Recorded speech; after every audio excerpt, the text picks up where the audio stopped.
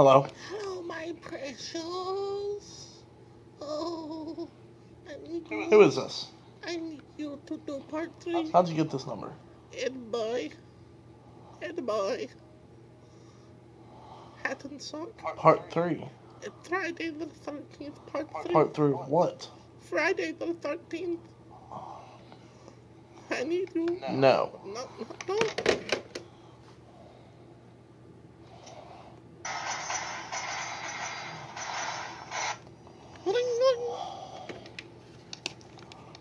What? Listen, I was fucking nice to you the first time, and I'm only going to ask you once.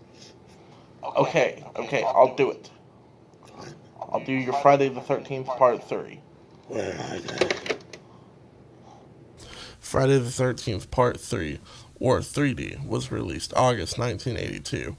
Once again directed by Steve Miner. The film was notorious for its production and use of 3D technology. Most of these films released in the 80s with 3D were very faulty and the tech was not yet perfected. The cast and crew has stated many times that the main focus of the production was getting those tricky 3D shots and making Paramount some tasty profit. These movies were quickly showing to be cash cows to the evil milkman that was Paramount in the 1980s. The film stars Dana Kimmel as Chris Higgins, my personal favorite final girl from any of the 1980s slasher films. She is smart and makes all the right decisions. She hunts Jason like he hunts her, and the fight scenes between the two are pretty clever and tense. Her cast of friends and bodies for the kill count are your typical run-of-the-mill archetypes. The only real standout is Shelley, a playful nerd who just wants to get laid by a pretty girl. And my other personal favorite is Ali, one of the 3 rough and tough bikers. He just gives off that badass vibe. He could have put up a way better fight than he was written to, but hey, what can you do? The film was shot in California rather than New Jersey, and you can seriously fucking tell. I mean, come on, palm trees in New Jersey? I first watched this movie alongside Part 4 when I was 11. Obtaining horror DVDs as a child was rather challenging in the days of DVD. Now you can just stream whatever you want. This portrayal of Jason has always terrified me, and I found myself in variations of this movie in my dreams alongside Part 4, which is probably why they're my 2 personal favorites. They're just embedded in my psyche. Now, there's some subtext in this movie I'd really like to mention, as it's often overlooked. This movie was written by 2 or 3 people, and it really shows. Some good ways, some bad. Chris, the final girl, mentions how she was attacked by Jason, even though they never mention his name in this movie. But it's implied that she goes through some sort of sexual assault from Jason. And it's depicted in the scene where, she's being dragged around by Jason and stuff, that he had other motives to do with her and kept her alive. But I don't know if I really agree with this because, in all the other movies, Jason has a very childlike mentality and he is himself against sexual stuff, and it's just something I don't personally understand, nor do I really vibe with that decision. But if that's what they felt like the movie needed, is some more sinister subtext, then, they tried it, and they failed. Okay, now it's time to talk about the death scenes. My personal favorite is obviously Andy's death. Second place would have to be Chili's death. I was so fucking happy to see her die.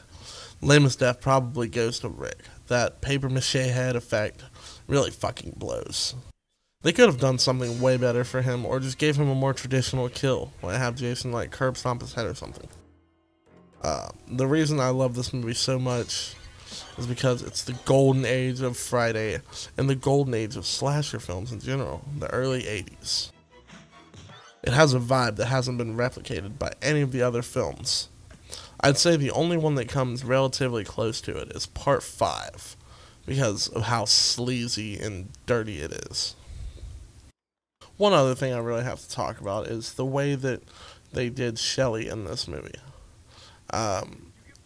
I would have liked to see him survive towards the end, and maybe be final boy with Chris. That would have been perfect. The way that his character was written, he was smart, but didn't have a lot of street smarts. And the way that they killed him off was really dissatisfying.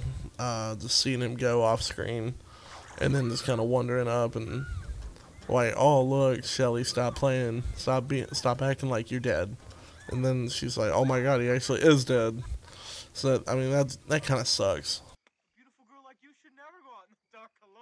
Alright, let's talk about the lasting legacy that this movie has in its franchise.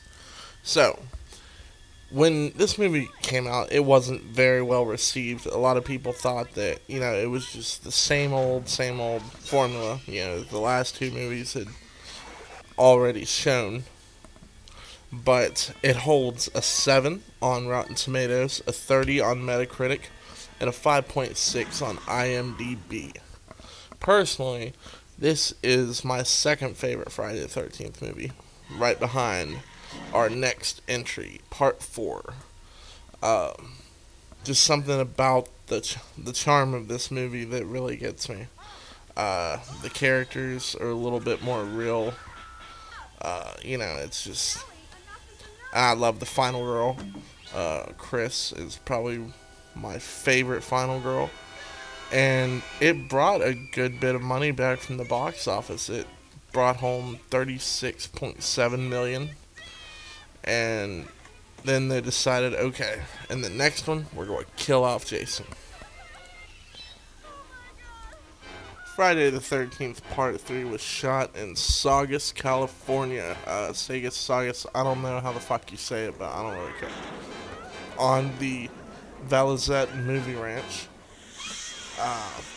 Man, I really hope that's not close to, the Spawn Movie Ranch where, the Manson family was hanging out.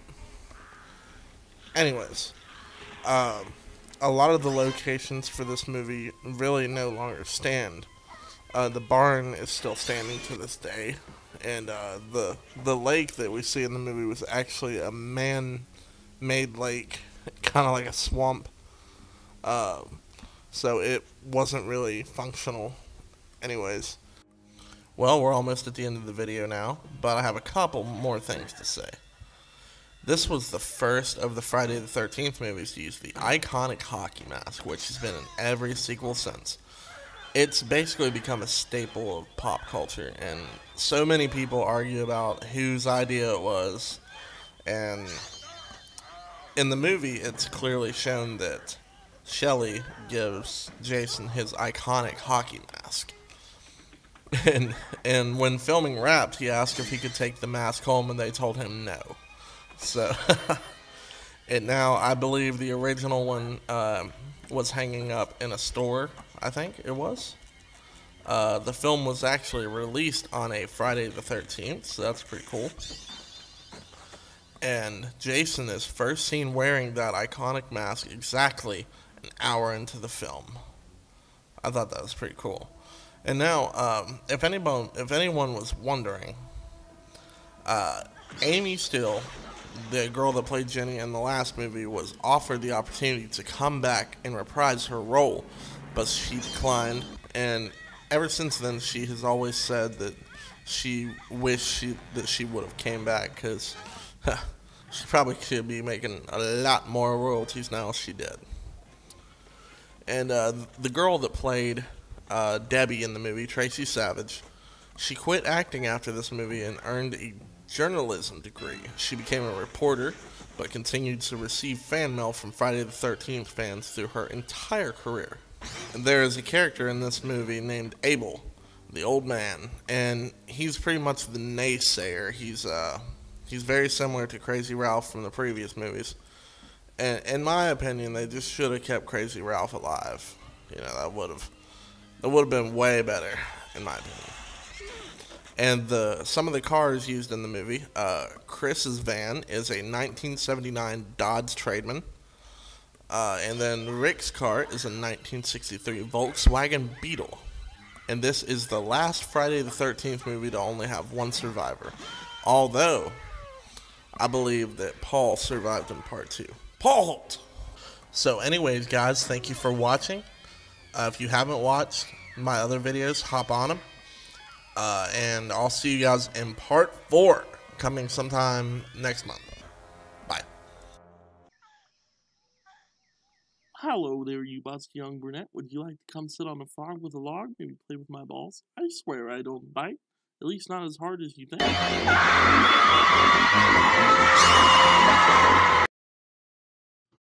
Oh, yeah. Oh, fuck yeah. Ah.